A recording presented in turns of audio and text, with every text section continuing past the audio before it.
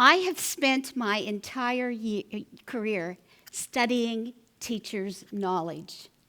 I view teachers not as vessels through whom policies and mandates flow, but as people who are knowledgeable and intelligent human beings. My advisors were the founders of the narrative inquiry research method, and they also plowed the ground for personal practical knowledge, building on John Dewey. And I built on their knowledge, and I carved out for myself, how does context affect how teachers think, do, and be? And the most interesting part about that is one of the beginning teachers I worked with, I followed her through a teacher ed program, through her practicum, into her first 3 years in the school. She knew how to team teach at the university, in her first school, 2 more sites, and then she stopped team teaching. Why? The parents at her new school did not want team teaching, and she didn't want to be caught in any power struggle.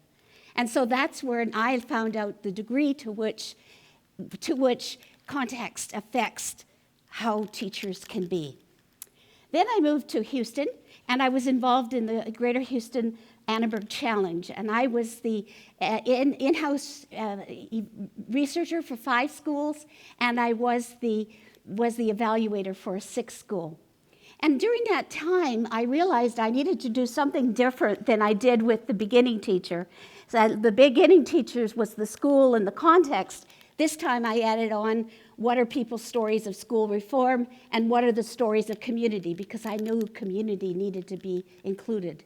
And at that time, we started to get articles like dragon in school backyards, butterfly under a pin, data is God. Darrell Wilson, one of the teachers I worked with, he was in the Data is God paper. He told me, there's nowhere to go from here. He said his school district was being taken over. And so I began to think, I can't do anything about why the school district is being taken over, but I could do something about adding to the capacity of my own research. So I was doing all of these single case studies, and I started to stack them to start to think about how you could have more capacity or veracity to the kinds of research I was doing. So I first started with metaphors. And I went across my studies, and I picked out 3 metaphors at one school, 1 metaphor from the teacher research group, and there's a couple in the audience from that group, and 1 from the evaluation campus. And so we had the learning to teach in the eye of the storm, which is the beginning teacher who was caught in the literacy wars in her school. We had butterfly under a pin, which is the very experienced teacher who felt totally crushed by the policies coming into her school. And then we had this interesting one, was pedagogy through the pearl metaphor. They used the pearl metaphor for a mentoring device. And so we had all of that. And so then I could give more impact, that the narratives that they were using metaphors as a piece of it. And we know from psychology, Jerome Bruner said, the highest form of intelligence is to be able to speak in metaphor. And we have Bateson speaking from anthropology said, people speak in metaphor, but they talk in stories. And then we also have from the sciences, Donald Shun from MIT, he said, scientists don't invent with material things, they invent with the metaphors in their minds. And so here we have teachers doing the same as everyone else. And so we could do something more with metaphors in pre-service education and in service to education. And I want to share a second example of this kind of serial interpretation that gives impact. And the second one I want to give is embodied knowledge. I think the first speaker and I are very close in this. Embodied knowledge is how we use the knowledge from our brain and how we connect it with something we're doing. So I chose 4 studies here. These were some international studies I was involved in. And as well as all 4 of them are interdisciplinary, because I'm trying to by using internationally, get some breadth, and interdisciplinary, getting some fumes from other disciplines to say what we're doing.